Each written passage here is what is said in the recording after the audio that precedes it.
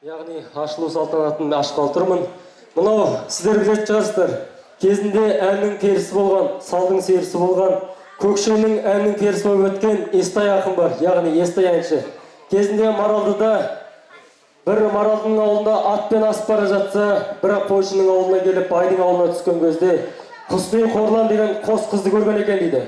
Сол кезде Құсни Қорланға арнаған қос ғашықтың әні, яғни ғашықтардың символы болып кеткен ән Құсни Қорлан деген әнді сіздердің алдарыңызда, яғни жан дауыспен орындап бермекпін, қабыл алдыңыздар.